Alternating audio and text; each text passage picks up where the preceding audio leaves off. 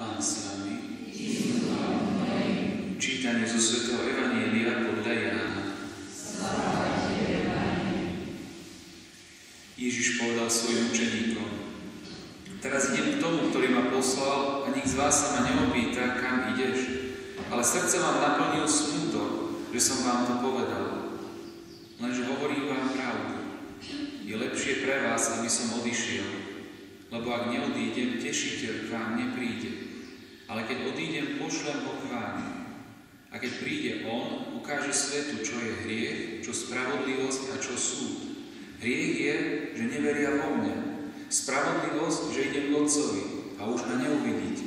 A súd, že knieža tohto sveta je už odsúdené. Počuli sme slovo Pána.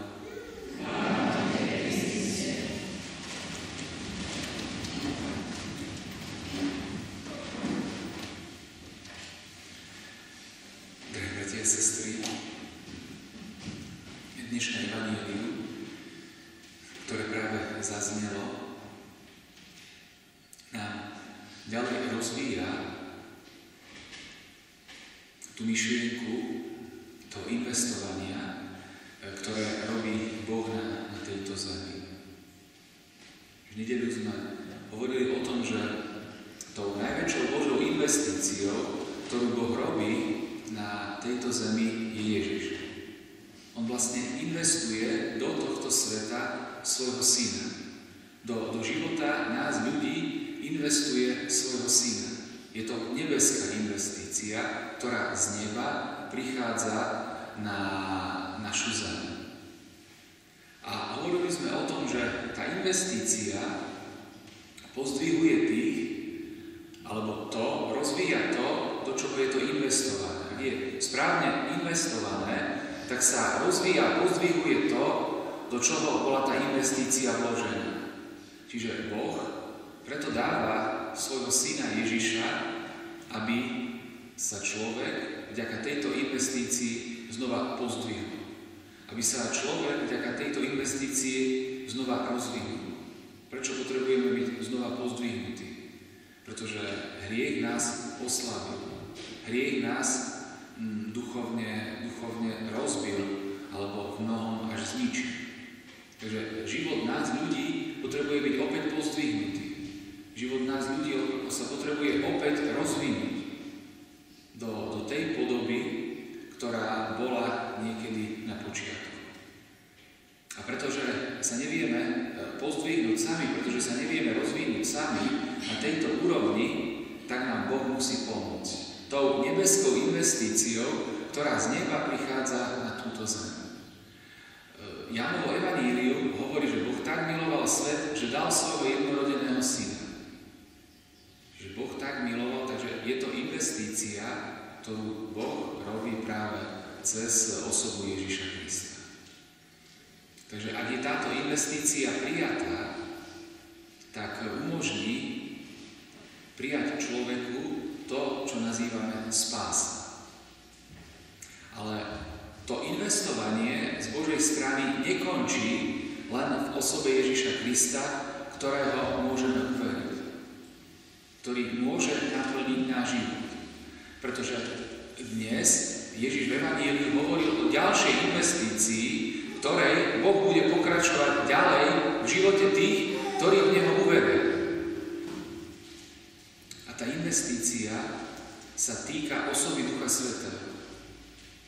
Ježiš hovorí, že on bude ďalej do tých, ktorí v Neho uveria, investovať. A tou investíciou je práve Duch Svätý. Do života tých, ktorí už v Neho uveria. To je veľmi dôležité vedieť, že neveriacemu človeku nehlásame osobu Ducha Svätého. Nehlásame dielo Ducha Svätého. Neveriacemu človeku hlásame osobu Ježiša Krista a hlásame dielo Ježiša Krista, čiže hlásame Kristov kríž a jeho zmrtvých stanie. Ale človeku, ktorý už v Ježiša uveril, ktorý sa už k nemu obrátil, tak potrebujeme ďalej predstaviť osobu Ducha Svätého. Potrebujeme ďalej už obrátenému človeku, čiže kresťanovi, hlásať dielo Ducha Svätého. Neveriaci človek potrebuje Ježiša ako ako svoju spásu. Ale už veriaci človek, ktorý sa obrátil k Ježišovi, potrebuje byť naplnený Duchom Svätým. Potrebuje byť jeho život rozvinutý ako život Ježišovho učeníka práve cez osobu a dielo Ducha Svätého v jeho živote.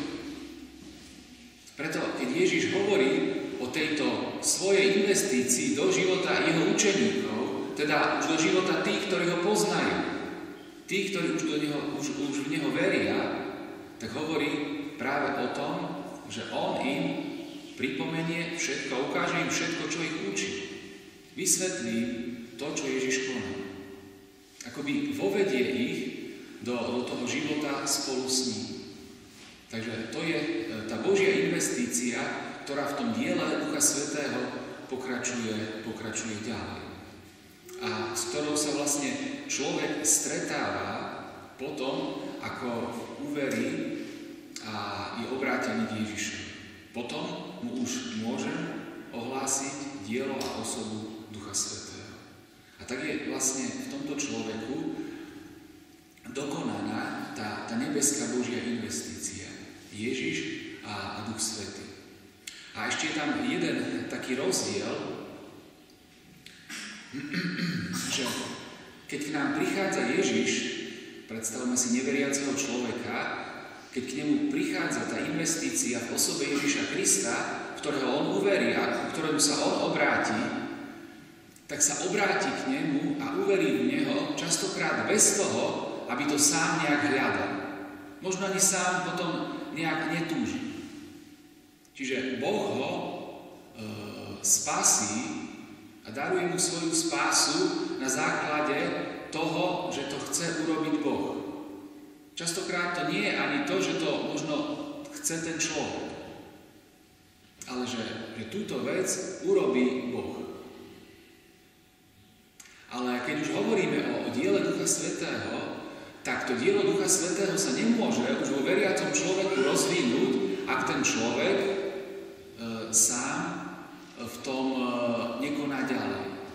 Ak ten človek ďalej už by s tým darom Ducha Svätého nepracoval a nevydával mu svoj život, neotváral mu svoj život, neočakával na jeho pôsobenie, nenechal sa viesť Božím duchom, tak sa to pôsobenie Ducha Svätého v ňom nerozvinie. Ani jeho život potom nemôže byť ďalej pozdvihnutý a rozvinutý ako život Ježišovho učeníka. Čiže spása je darovaná akoby človeku zadarmo. Bez jeho úsilia. Je to to, čo nám Boh dáva v tom, čo pre nás urobil. Ale to dielo Ducha Svätého sa môže rozvinúť aj vďaka úsiliu nás ľudí. Aj vďaka úsiliu, ktoré do toho človek vkladá. Ja neviem, tým, že sa modlí, tým, že hľadá Božiu vôľu, tým, že načúva Bohu. To sú už tie praktické kroky. Ak by tieto kroky nerobil, tak sa to dielo Ducha Svätého nerozvinie. Nerozvinie sa. Hoci prijal Božiu spásu zadarmo,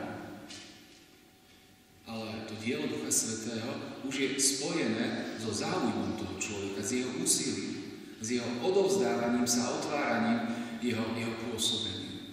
Takže v tom je znova ten rozdiel, ktorý je vo veriacom a neveriacom človeku. Takže Ježiš do nás investuje Ducha Svätého. Ježiš chce pozdvihnúť a rozvinúť už život tých, ktorí v Neho veria. Kým Boh, keď investuje svojho syna Ježiša, tak chce pozdvihnúť a rozvinúť život tých, ktorí v Neho neveria.